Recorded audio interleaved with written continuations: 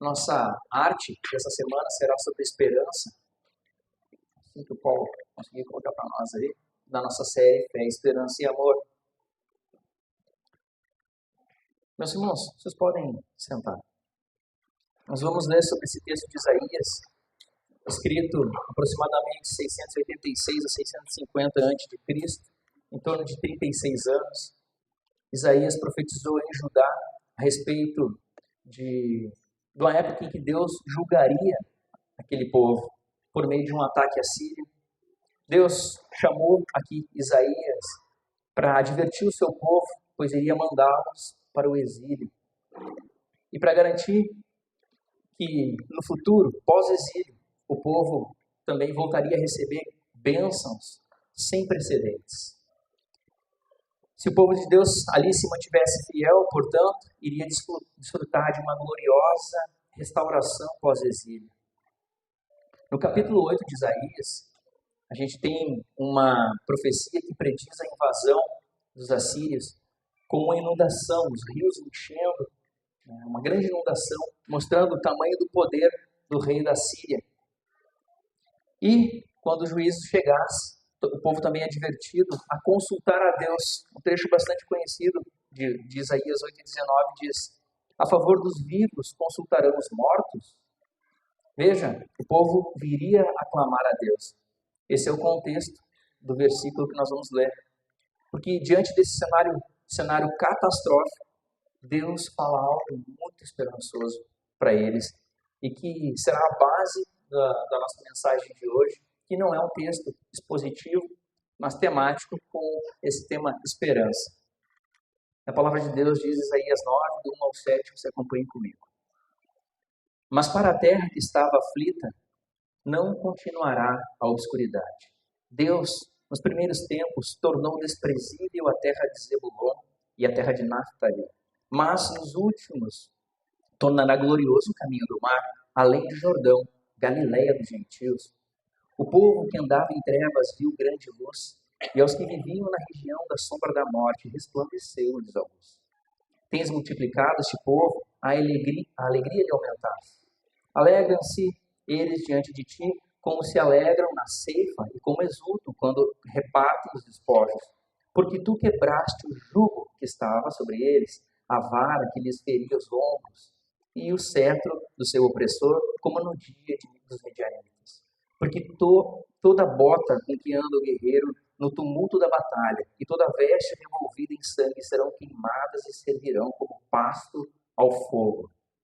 E aqui, porque um menino nos nasceu, um filho se nos deu, o governo está sobre os seus ombros, e seu nome será maravilhoso, conselheiro, Deus forte, Pai da eternidade, príncipe da paz, para que se aumente o seu governo e venha a paz sem fim sobre o trono de Davi e sobre o seu reino, para estabelecer e o firmar mediante o juízo e a justiça, desde agora e para sempre. O zelo do Senhor dos Exércitos fará isso. Até aqui. Meus irmãos, então temos aqui um contexto não muito animador para o povo hebreu, mas também uma esperança que Isaías traz, que é maravilhosa, sobre o menino. Vocês sabiam que em uma década os casos de suicídio no Brasil aumentaram em 43%? Que só entre os adolescentes houve um aumento de 81% nos casos de suicídio no nosso país? Alguns estudos apontam que esses casos de suicídio ocorreram, na sua maioria, em pessoas de classe média alta. É estranho a gente pensar isso, porque a desesperança alcançariam essas pessoas se hoje nós vivemos melhor do que nunca, jamais vivemos na história da humanidade. Se hoje nós temos acesso a recursos como nunca, jamais tivemos na história da humanidade. Vivemos diante de tanto conforto como nunca, jamais tivemos na história da humanidade. Há, portanto, um aumento do pessimismo, uma falta de otimismo no mundo. Só que é engraçado isso, porque parece haver um dualismo também quando se fala em tecnologia. As pessoas falam, tu viu o último lançamento da Apple? Tu viu agora a IA vai ajudar a resolver todos os nossos problemas. Parece que quando as pessoas olham para a tecnologia, elas têm uma perspectiva diferente do futuro. Agora, para todas as outras coisas, existe uma visão pessimista do futuro. É engraçado porque a tecnologia não é uma empresa, são pessoas que estão ali. De alguma forma, as pessoas têm um tipo de otimismo sobre isso. Em nossos dias, parece também que escritores e roteiristas estão totalmente cansados da esperança, cansados da alegria. Eu não sei se vocês repararam isso também, mas existem séries, filmes, novelas que falam do total desespero e total niilismo, total descrença na humanidade, descrença nas pessoas. Todas as pessoas podem ser corrompidas. Não existe esperança alguma nesse sentido. Os filmes são sobre o fim do mundo, guerras apocalípticas, guerras nucleares, invasões de zumbis, anti-heróis, como no caso do Breaking Bad, House of Cards, entre outras séries. As pessoas estão torcendo hoje em dia para bandidos, não mais para o mocinho. Parece que perdeu a graça de torcer pelo bem. Nós estamos apreciando e nos deleitando com a maldade. Eu não sei se vocês também têm essa mesma percepção, mas há um declínio do otimismo mundial e um aumento mundial da desconfiança com relação ao futuro climático do mundo, com relação ao futuro político do mundo, ao futuro social do mundo. Há uma perda da esperança em todos os âmbitos, em todas as áreas da nossa sociedade. Mas o fato é que ninguém pode viver sem esperança. Isso é fato. Vou dar um exemplo para vocês. Imaginem aqui uma esteira, uma fábrica. Nós temos duas mulheres, nas mesmas condições socioeconômicas, mesmas condições de instrução, escolaridade, com o mesmo temperamento. E o trabalho da mulher A é pegar a peça A, juntar na peça B, fazer isso 8 horas por dia, com 1 hora de intervalo ao meio-dia. Do outro lado, nós temos outra mulher, igualmente, fará o mesmo trabalho. E as duas com a mesma condição climática, ergonômica, de temperatura, iluminação. Mas tem um detalhe. A mulher A, ela vai ganhar 30 mil reais ao final de um ano. Que, se vocês fizerem a conta, daria em torno de 2.500 por mês. Mas ela vai ganhar só ao final do ano 30 mil reais. E essa aqui vai ganhar 30 milhões ao final de um ano. Depois de um mês, essa daqui vai estar reclamando. Esse trabalho aqui não faz sentido nenhum. Esse trabalho, eu não sei porque eu estou fazendo isso daqui. Eu estou cansado, está me doendo. Eu não sei, parece que eu vou enlouquecer presa aqui dentro. Nossa, que coisa horrível ficar aqui dentro. Não aguento mais ficar fazendo a mesma coisa 8 horas por dia, 6 dias de semana. E ela vai falar isso para outra mulher e outra mulher vai dizer assim, olha, para mim, não vejo nada de mal. Eu faço esse trabalho aqui, até assoviando, faço uma boa. A minha tarefa. É a expectativa no futuro que explica a diferença dessas duas. O que uma espera do futuro e a grande coisa que a outra espera do futuro. Faz com que o espírito dela seja outra com relação ao trabalho. Veja, isso aqui não é sobre ganhar dinheiro, embora todos nós devêssemos ganhar muito bem. É aquilo em que nós acreditamos acerca do futuro que molda o nosso exato presente. Por exemplo, todos vocês esperam que essa mensagem acabe no mínimo antes do meio-dia. Porque você espera, tem expectativa de que você vai almoçar, que tem alguma coisa para fazer à tarde, que o domingo vai acabar, e você tem expectativa de amanhã, que está dormindo X horas. Isso nem chegou, isso nem existe ainda, mas a gente tem uma expectativa sobre essas coisas. E isso tudo molda o nosso contexto presente. Nós somos criaturas fundamentadas na esperança. O ser humano é assim. Nós precisamos, portanto, de uma esperança que seja concreta. O ser humano precisa de uma esperança que não seja uma esperança genérica. Há estudos científicos que apontam que não basta simplesmente uma melhor disposição para viver a vida. Não basta simplesmente uma personalidade mais otimista para encarar os desafios do mundo lá fora. Na verdade, Isso não necessariamente vai produzir uma vida melhor. Eu posso encaminhar depois no grupo da igreja esse estudo. Nós precisamos de uma esperança que seja mais profunda. Uma esperança que seja mais inabalável, que realmente faça sentido. Nós não podemos viver apenas o agora, sem cogitar o futuro, sem pensar sobre o que virá. Nós somos, mais uma vez digo, orientados para o futuro. Embora tudo que nós possamos ver é o agora e somente o agora, e o próximo minuto e o próximo minuto. Foi o cristianismo que deu ao mundo a ideia de progresso. De um mundo que caminha para um mundo melhor. Um mundo onde a justiça será plena, haverá plena paz. Um mundo redimido, um mundo transformado. Então, a modernidade pegou essa ideia e simplesmente a secularizou. E surge, portanto, o que a gente conhece como progressismo. O progressismo vai nos dizer que nós devemos lutar pelo social, lutar pelos direitos humanos, lutar pelo we are the world, we are the children. Um mundo maravilhoso, um mundo cor-de-rosa. É possível fazer um mundo cor-de-rosa aqui entre nós? O mundo diz que o progressismo é para frente. Construir, fazer engenharia social, pensar para frente. E se tu não pensa assim, tu é retrógrado. Está no retrocesso. Esse mesmo progressismo nos mostra um futuro sem absolutos morais. A ideia da família, nos moldes bíblicos, a ideia de Deus. Não pode haver uma verdade absoluta. Isso precisa ser desconstruído para que haja uma nova construção de mundo. Mas, se todos nós não temos uma visão do que é certo, do que é errado, e que todos nós concordemos, como nós podemos definir o que é progresso e o que é retrocesso? O conservador vai dizer, eu vou olhar para trás, vou ver tudo que deu errado, mas vou ver as coisas que deram certo, que nos trouxeram até aqui, e vou tentar mantê-las, porque eu sei que foram testadas pelo tempo, fazem sentido e são boas.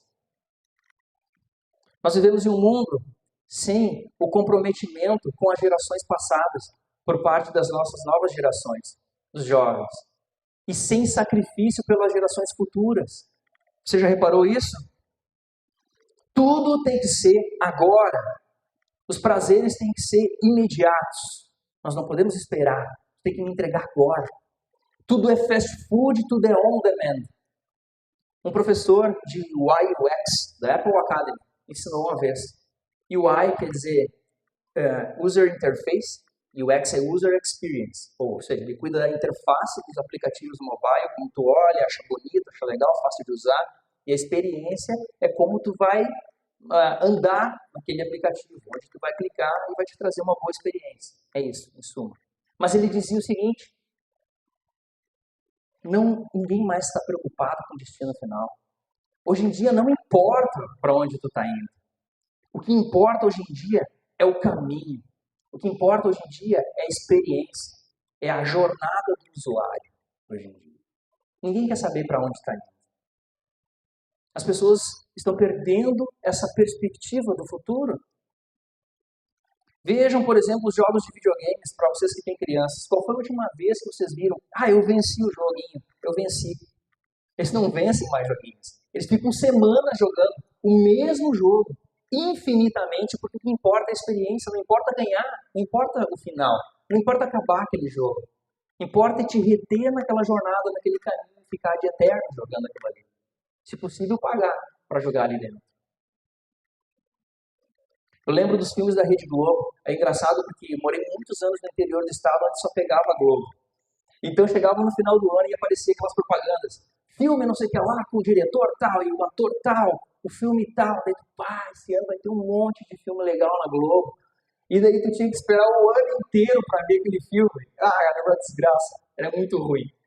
Tu ficava brincando, queria ver hoje, queria ver agora. Tu me mostrou um filme. Aí ia lá para setembro, passava um filme. E se tu perdesse, acabou. Já era, não ia ver mais. Uma coisa que penso é um tanto danosa também, é dar dinheiro de presente para uma criança. Ou nós recebemos o dinheiro, toma aqui R$100 para te usar como tu quer. O presente tem toda uma simbologia. de alguém que foi na loja, parou toda a sua vida, o seu tempo, escolheu, esse presente aqui. Cara, esse presente que eu vou dar para a irmã Juraci, esse aqui, ela vai gostar. E ela vai receber o presente, vai dizer, nossa, tu parou todo o teu tempo, tu comprou um presente para mim. Que especial, tu tá me dando um presente. Tem pessoas que às vezes estão há anos com um negócio, isso aqui eu não posso jogar fora porque foi alguém muito querido que me deu. Não é verdade? O presente é algo muito especial. Mas nós estamos perdendo a expectativa das coisas, e com a expectativa das coisas nós estamos perdendo a esperança também. Está tudo muito para agora e todas as coisas também são bastante descartáveis hoje em dia. Existe uma diferença entre expectativa e existe uma diferença entre esperança. A expectativa ela é circunstancial. Eu tenho expectativa que o técnico da NET vai lá em casa hoje arrumar a internet. Eu tenho expectativa que segunda-feira vai cair o salário na minha conta. Agora a esperança, ela é profunda. A esperança é espiritual. A esperança é duradoura. Ela é resiliente. Eu tenho a esperança que Jesus Cristo vai voltar. Eu tenho esperança que Deus vai me dar graça e eu serei curado. Eis a diferença. É preciso haver confiança, é preciso haver maravilhamento do que nós esperamos. E ao final de tudo, isso é esperança, o tema de hoje. Imagina você chegar para um escravo do passado e dizer para ele que, olha, na verdade, tem que ter uma crença na humanidade, tá? Para sair dessa situação aí. A esperança requer uma crença que as injustiças serão corrigidas, que o perverso sofrerá alguma punição e que a maldade perderá.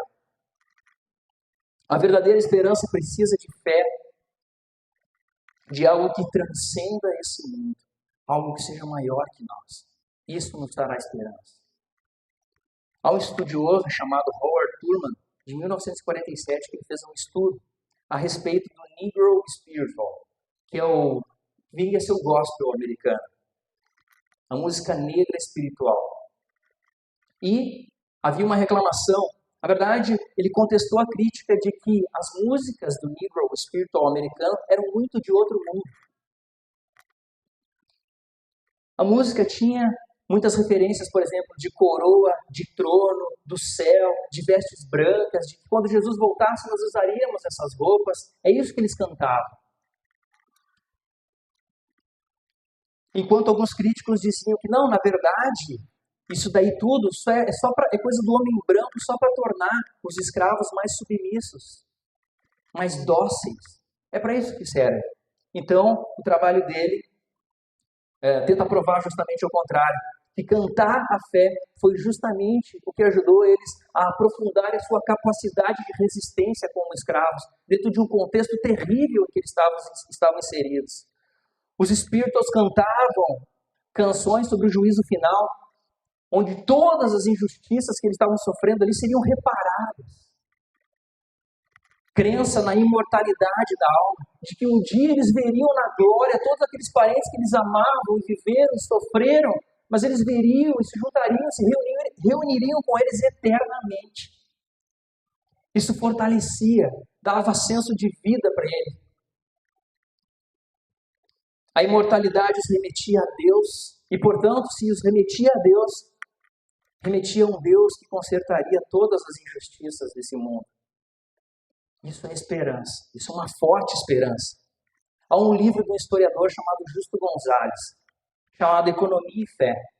Economia e Fé no início da era cristã. E ele fala ali sobre a moeda usada pelos romanos, pelos gregos e pelos hebreus naquela época, traz um contexto econômico de como era. E nesse livro, a certa altura, ele traz uma perspectiva que eu não tinha. Gostaria de compartilhar com vocês. De que na época de Jesus Cristo havia muita miséria, muita pobreza. Hoje em dia, para nós, um pobre tem smartphone, tem geladeira dentro de casa. É até difícil pensar, mas eu convido vocês a fazerem um exercício nesse momento de imaginação e pensem sobre o Sermão do Monte. Jesus Cristo sentado para proferir aquelas tão conhecidas palavras. e as pessoas à sua frente sedentas. Mateus fala que uma multidão seguia ele. Ele estava falando para os apóstolos ali, mas uma multidão estava ouvindo. É difícil para nós porque quando nós ouvimos o Evangelho, ouvimos a palavra de Deus, nós estamos bem sentados do lado de pessoas que amamos. Tem ar-condicionado, tem água gelada lá na cozinha. Mas faça esse exercício por um momento, imagine Jesus falando essas palavras para um povo miserável, maltrapilho, renegado. Mateus 5, do verso 1 ao 12, diz assim: Vendo Jesus as multidões, subiu ao monte e, como se assentasse, aproximaram-se os seus discípulos. E ele passou a ensiná-los, dizendo: Bem-aventurados os humildes de espírito, porque deles é o reino dos céus. Bem-aventurados os que choram, porque serão consolados. Bem-aventurados os mansos, porque herdarão a terra. Bem-aventurados os que têm fome e sede de justiça, porque serão fartos. Bem-aventurados os misericordiosos, porque alcançarão misericórdia. Bem-aventurados os limpos de coração, porque verão a Deus. Bem-aventurados os pacificadores, porque serão chamados filhos de Deus. Bem-aventurados os perseguidos por causa da justiça, porque deles é o reino dos céus. Bem-aventurados sois quando por minha causa vos injuriarem e vos perseguirem e mentindo disserem todo mal contra vós. Regozijai-vos e exultai, porque é grande o vosso galardão nos céus, pois assim perseguiram os profetas antes de vós. Isso batia no coração das pessoas. Dizia, cara, não posso mudar minha situação, não tenho como mudar minha situação, é muito difícil. Eu venho de uma linhagem de pessoas pobres. Aí vem um homem e me fala essas palavras. Isso daqui é de mexer com a cabeça de qualquer um. Passamos por um momento, um paralelo com a nossa vida. Será que a gente está tão cheio de tantas coisas que essas coisas, essa palavra já não mexe mais tanto como mexia antigamente? O que os escravos, o que as pessoas que ouviram o Sermão do Monte de Jesus, o que o povo que ouviu aquelas palavras de Isaías tinha em comum? Nós precisamos entender por que nada era capaz de destruir a esperança dessa gente. Porque ela é uma esperança que não é desse mundo, é uma esperança que é de outro mundo, é uma esperança que é de outra vida. Deixa eu tirar aqui, só um momento. Obrigado. É uma esperança, portanto, que não está limitada, não está presa às circunstâncias dessa vida. É uma esperança para além daqui.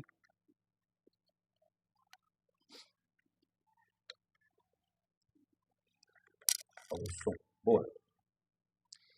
Imagina, irmãos, que ridículo seria sentar ao lado de um hebreu, ao lado de uma pessoa lá no Sermão do Monte, ou quem sabe ao lado de um escravo, e dizer assim para ele: olha, a verdade é que nunca haverá um juízo final, tá? Sinto te dizer isso. Isso aí é uma viagem. A verdade é que não existe nada dessa história de um mundo novo, onde todos os teus anseios serão atendidos. Isso aí não existe. A verdade é que existe essa vida aqui. Na verdade, quando a gente morre, não tem nada depois. A verdade é essa, não tem o que fazer. A verdade é que a nossa esperança deve estar no aprimoramento das políticas sociais. É isso aí, é o que a gente tem e o que a gente pode fazer. Agora faz o seguinte, tá? Viva com amor e coragem, levanta a cabeça e segue em frente. Isso é ridículo, isso é muito ridículo. Ninguém, ainda nos nossos dias, tem o direito de não deixar que nós possamos falar de esperança, falar do grande amor de Deus, falar do Evangelho de Jesus Cristo. Ele não pode ser proibido. Isso é anti-humano. Isso é desumano, isso é mesquinho, isso é horrível. Nós precisamos fazer como Jeremias, aquele profeta, em um livro inteiro de lamentações, diante de circunstâncias difíceis, e ele diz aquela frase: eu preciso trazer à memória aquilo que me traz esperança. O Natal de verdade nos lembra que Deus enviou um Salvador, e ele disse que seria um menino, seria um bebê, para que ele, o regente das estrelas, fosse amamentado por sua mãe, como nós cantamos aqui. Eu lembro de um Natal em Restinga Seca, lá no interior do estado. Eu devia ter uns 13 anos, mais ou menos. Era o dia 24, estava aquele clima de Natal, os preparativos todos. E eu brinquei a tarde inteira com um amigo. E daí nós, vamos descer hoje, vamos ir para a avenida, porque lá tudo acontece em função de uma avenida só, né? E daí, vamos para a avenida, vamos descer. É véspera de Natal? Tá, vamos. Daí a gente foi tomar banho, né? E a mãe falou, tá, volta antes das 11, porque a gente vai fazer a ceia, tem a virada. E a gente foi, desceu ali, todo mundo se conhece, oi e tal, e aquele clima de Natal, de véspera de Natal, cara. Muito legal. Tava rolando uma alegria no ar, uma esperança. Pai, Natal, eu tô com meu amigo, minha família vai estar lá me esperando, posso voltar para ficar com eles. Nós sentamos lá na avenida, quando de repente começa um sonzinho de guisa.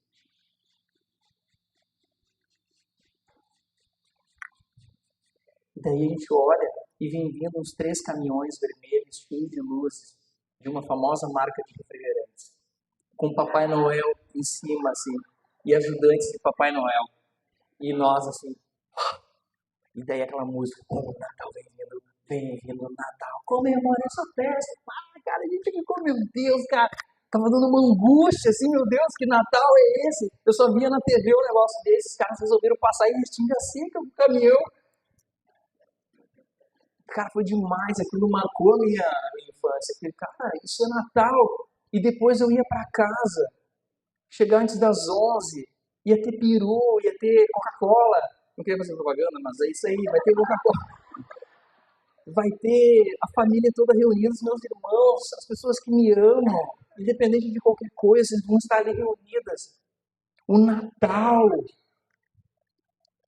E eu percebo como, com o passar do tempo, tem esfriado esse calorzinho no coração do Natal em nós. A gente vai crescendo e a gente descobre que, na verdade, aquele presente que eu ganhava era porque eram dias de trabalho da minha mãe. Que ela me deu o presente. Hoje eu sei disso.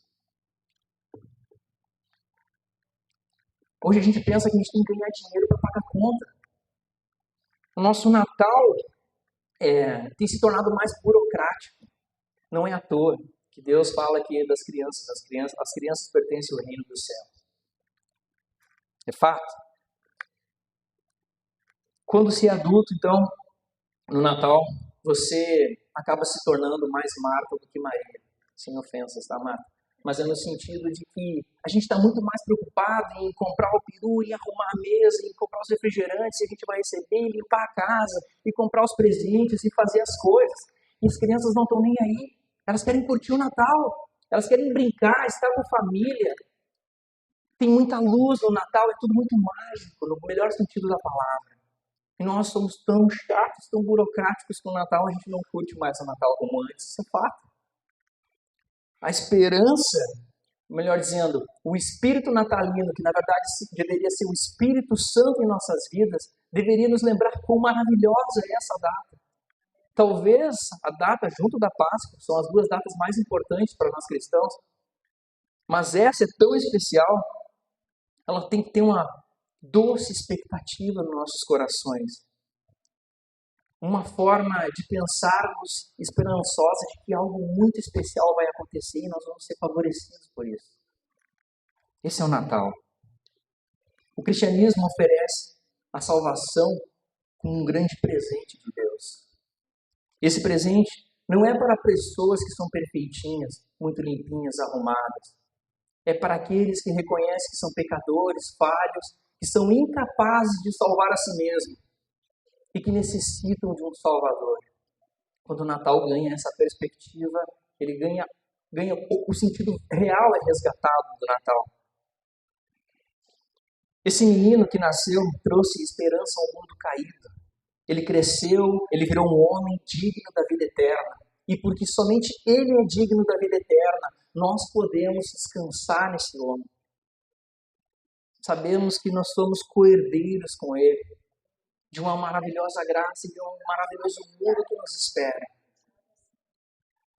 Mas como posso ter esperança nesse homem? Talvez alguns perguntem. E a gente volta lá para o texto que a gente leu de Isaías e diz: Porque o governo está sobre seus ombros. Ele é o Pai da eternidade. Ele é mais do que simplesmente um homem qualquer. Ele venceu a morte, ele ressuscitou, e as evidências históricas da sua ressurreição são muitas. Para quem luta contra isso, são muitas.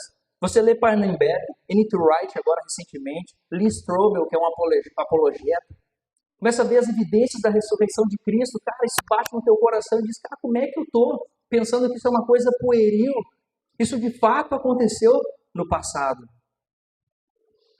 Nós olhamos para Romanos 5:5 e a palavra de Deus diz assim: essa esperança não nos decepciona, uma vez que o amor de Deus foi derramado em nossos corações pelo Espírito Santo que nos foi dado.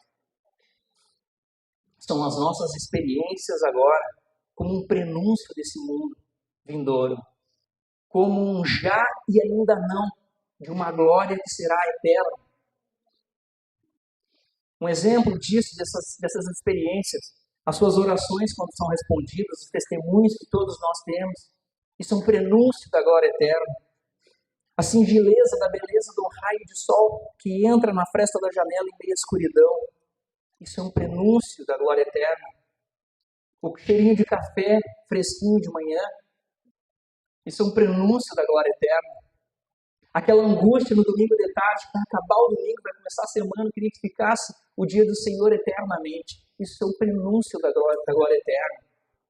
Um abraço gostoso, uma risada sincera entre amigos, uma gargalhada bem dada. Cara, isso é o prenúncio de uma glória eterna, de algo que é muito bom, muito grandioso para cada um de nós. A esperança, portanto, ela é real e ela foi anunciada, vinda como um menino, conforme nós lemos ali no início. A esperança nasceu, a esperança viveu, a esperança morreu, a esperança ressuscitou e vive eternamente. Isso é uma esperança real, isso é uma esperança de verdade. O que nós temeremos, irmãos, portanto, se a luz veio ao mundo e agora nós podemos vê-la, agora nós sabemos para onde andar, qual o sentido que nós temos.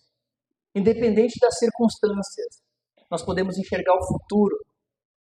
As pessoas mais angustiadas, teoricamente, são aquelas que conseguem enxergar só um dia à frente, uma semana à frente, ou estão presas no passado, nos problemas do passado. Esse alastramento do tempo de um futuro maravilhoso se é cada vez mais perdido. Nós temos a confiança como a de um ladrão que na cruz ouve: em verdade te digo que hoje estarás comigo no paraíso. Tim Keller, eu até fiz um post essa semana, o Tim Keller tem uma frase que eu achei muito legal, e ela diz assim: há uma alegria que a tristeza só consegue enriquecer e aprofundar essa alegria. Até ele ceder o lugar completamente, até a alegria ter o lugar completo. Isso é de fato a esperança.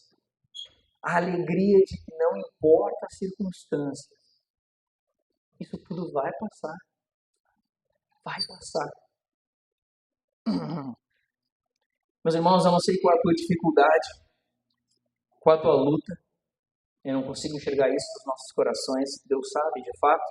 Se tu luta contra a incredulidade, se tu luta contra o egoísmo, contra a autossuficiência, contra a arrogância, contra a soberba, contra alguma doença, se você luta contra a inveja, contra inimizades, eu não sei.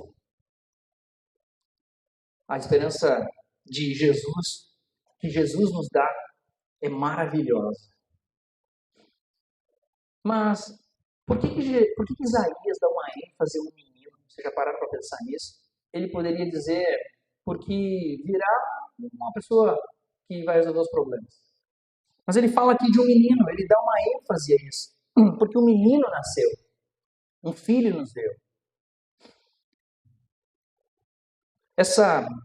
Ele enfatiza, na verdade, o governo divino, que será de fato Deus, mas embora assim com os atributos de Deus, terá a chegada mais humana de todas, a chegada, o nascimento em uma manjedoura, com uma mãe.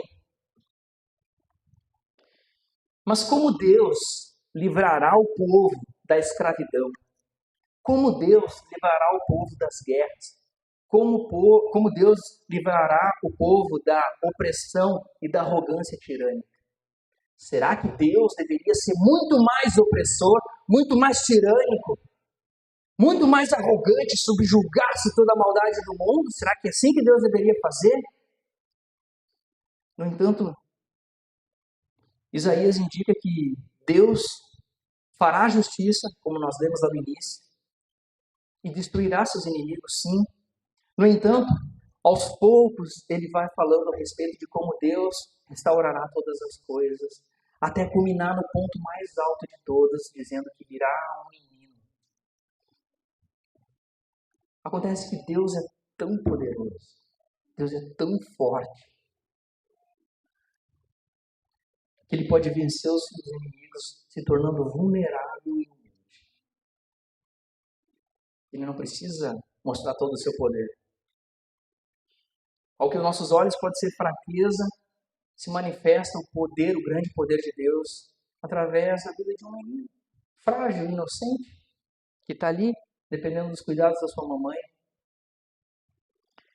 A única esperança, de fato, para converter a inimizade do mundo com amizade, com Deus, é aquele menino. A forma mais humilde, a forma mais humana de se nascer. Nesse Natal, quando nós olharmos para uma manjedoura, nós devemos lembrar que um menino nasceu, que a esperança veio ao mundo e, portanto, que nós podemos ter esperança. A sua obra faz de nós um cristão. Da manjedoura à cruz ganhou nosso coração. Só alguns de vocês vão saber o que quer dizer isso. Quero falar com vocês agora, encaminhando para o final, para você que, de repente, nesse final de ano, está lutando com a dúvida, está lutando com a incredulidade.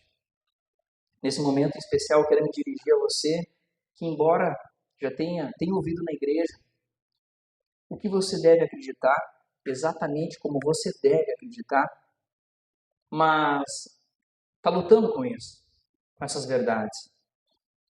Para você que está com dificuldade de vislumbrar a promessa de Deus, eu quero lembrá-los de uma história do segundo livro mais lido na história da humanidade, chamado O Peregrino, de John Bunyan.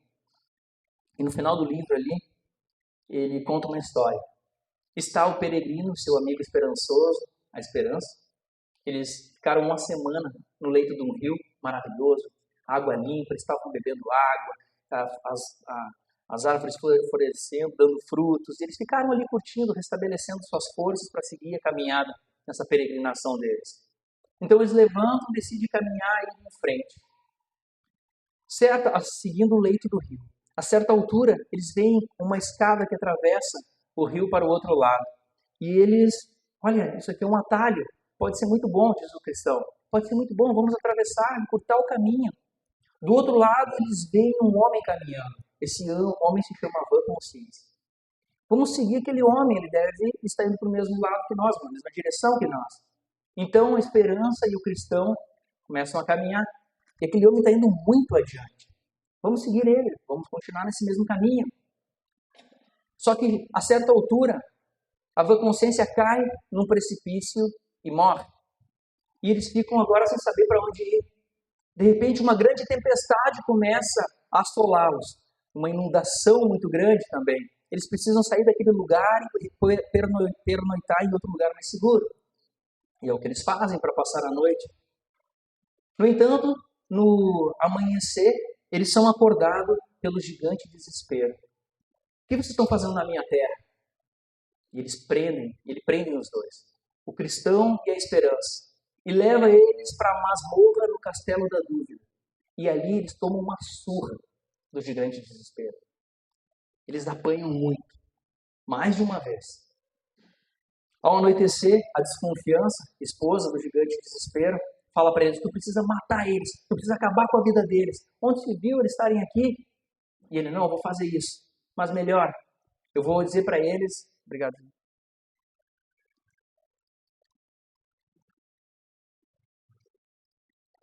Eu vou dizer para eles tirarem sua própria vida. É isso que eles vão fazer.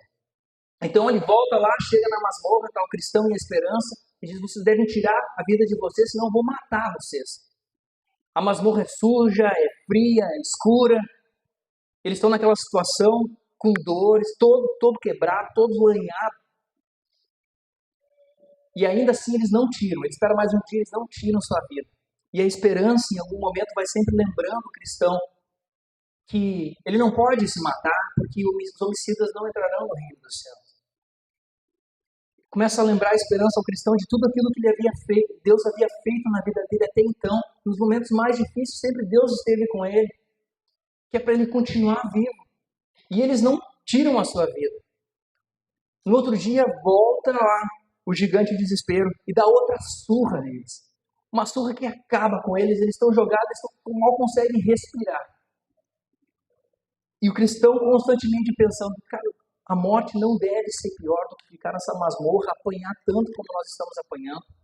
O gigante de desespero pega eles, leva para o pátio do castelo da desesperança, da dúvida, e dá outra surra nele, mostra todos os ossos e diz: vocês vão morrer, vocês vão ficar assim.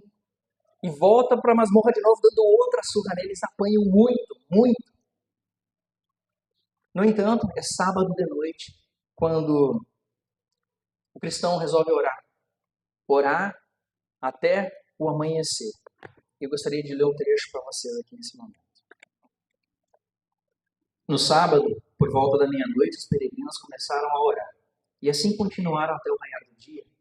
Um pouco antes de amanhecer, o bom cristão, um tanto espantado, começou a falar de modo apaixonado. Que tolo fui eu, ao ficar nessa masmorra fedorenta, quando posso me libertar quando quiser. Trago uma chave sobre o meu peito, chamada promessa, que abre, acho eu, qualquer fechadura do castelo da dúvida. Que boa nova! Exclamou esperançoso. Bom, irmão, tira-a de sobre teu peito e a experimenta. Assim o cristão tirou a chave que leva sobre o seu peito e a testou na fechadura da masmorra, cuja tranca, quando ele girou, a chave cedeu e a porta se abriu facilmente. O cristão esperançoso saiu.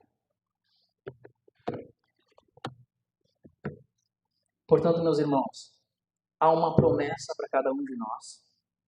Há uma promessa maravilhosa, conforme nós lemos, de que um menino viria, e de fato ele veio. E ele nos ensinou tantas coisas. E ele nos disse coisas como: bem-aventurados os pobres de espírito, porque deles é o reino dos céus. Vamos nos levantar nessa manhã e vamos orar ao nosso Senhor.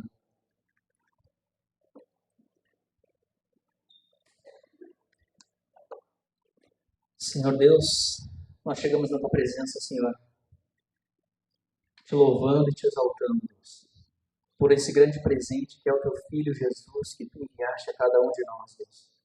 Nós te louvamos, Senhor, porque tu és maravilhoso, tu és bondoso, Deus. E mesmo sendo nós imerecedores, Deus, tu nos deste tamanha esperança.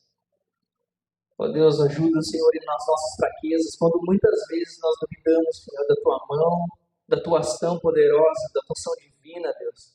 Lembra-nos, Senhor, aquilo que nos traz esperança. Lembra-nos, Senhor, de que nada nessa vida, Senhor, poderá abalar a nossa fé, porque nós estamos firmados em Ti, Deus. Porque há esperança em Ti, Deus. Porque nos deste uma grande chave, Deus, que é essa promessa maravilhosa, a promessa de um reino vindouro, de uma glória eterna, quando nós experimentaremos, Senhor, face a face, Senhor, a Ti, Senhor, o Teu reino perfeito, Deus, onde todas as coisas serão restauradas, Senhor, onde Tu nos darás, Senhor, uma mente, Senhor, transformada, renovada por completa diante de Ti, e nós poderemos desfrutar junto das pessoas que amamos, junto de Ti, Senhor, louvaremos o Teu santo nome por a Tua obra, porque Tu, Senhor, se revelou a cada um de nós, e ser tão misericordioso da Tua parte, é tão bondoso da Tua parte, Deus. Nós Te louvamos, Deus, e pedimos que o Teu Espírito Santo adentre os nossos corações, e mesmo nos momentos mais difíceis de luta, Senhor, que Ele nos lembre, Senhor, dessa promessa maravilhosa, dessa esperança maravilhosa, Deus, que Tu nos dá, uma esperança que o mundo não pode dar, uma esperança que o mundo não compreende, Senhor, a esperança de sermos achados como Teus filhos, Deus. O Teu povo aqui reunido nesse momento, Senhor, clama Que nesse Natal, mais uma vez, Senhor, não seja simplesmente mais um Natal. Traz de novo, Senhor, a alegria, Senhor, no nosso riso, na nossa fala, o desejo de te louvar e, Senhor, fazer com que teu reino seja proclamado e conhecido, Deus. Nós te pedimos, Senhor, que tu fique conosco, que tu queime nos nossos corações o desejo de te louvar, Senhor, de te exaltar e falar do teu amor, Senhor. Usa cada um de nós, usa a tua igreja nessa última hora de forma poderosa, Senhor. E nos dá, Senhor, esperança, renova a nossa esperança nessa manhã. É isso que pedimos, no nome do teu Filho Jesus. Amém, Deus.